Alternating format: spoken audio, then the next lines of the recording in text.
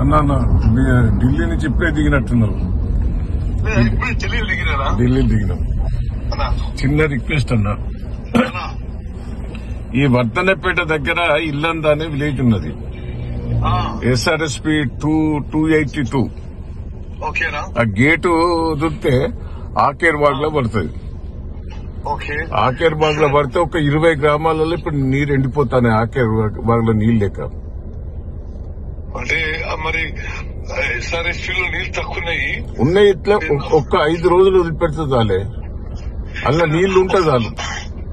ఒకసారి మన అనిల్ ఈఎన్సీ చెప్తారా? ఈఎన్సీ అనిల్ కా నేను మాట్లాడతాను. ఆయన రాయించండి సరే అన్న. ఒక 10 ఊర్లో అంటే నా కాన్స్టిట్యూన్సీ కాదు, పాత వర్ధనపేట, కొంత పాలకుర్తున్నది, అంతా కలుపుతుంది. ఇది కొంచెం ఈఎన్సీకి రాయించండి అన్న, నేను సాయంత్రం మాట్లాడతాను. ఇప్పుడే ల్యాండ్ అనేది తెలియదు. సరే అనిల్ గారికి నేను చెప్తా డీటెయిల్స్. రిక్వెస్ట్ 2 చెప్పండి సార్. ఒకటేమో SRSP మన వర్ధనపేట దగ్గర అదే మైలారం పోతుంటే ఆ రిజర్వాయర్ దగ్గర ఆ ఇల్లందలో ఉంటుంది 282. ఆ గేట్ తీస్తే ఆఖరి వాగులో పడతాయి. కష్టం సార్. అంటే నేను ఒక్క నిమిషం, మేము 3 సార్లు తీయించినాం. పోయినసారి తీసినా, అంత ముందు తీసినా ఇట్లా ఎండిపోతున్నాయి. ఆఖరి వాగులో పడితే ఒక 10 గ్రామాలలో ఇప్పుడు పొలాలు ఎండిపోతాయి.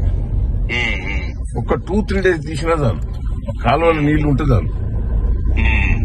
నేను ఉత్తమ్ గారితో మాట్లాడినా, ఢిల్లీలో ఇప్పుడే దిగిండు ఫ్లైట్. నాకు అనిల్ గారికి ఎక్స్ప్లెయిన్ చేయండి, నేను తీసేయించి ఏర్పాటు చేస్తాను. సార్ పోయినసారి నేను తీయించిన సార్, అంత ముందు కూడా తీయించిన నేను. 2 దేవాదుల సార్, దేవాదుల బాగా ఇబ్బంది. నవాపేట రిజర్వాయర్ నుంచి నీళ్లు ఈ దేవరుపుల మండలంకి వస్తాయి. పాలకుర్తి మండలం 2 మొత్తం ఎండిపోతాడు.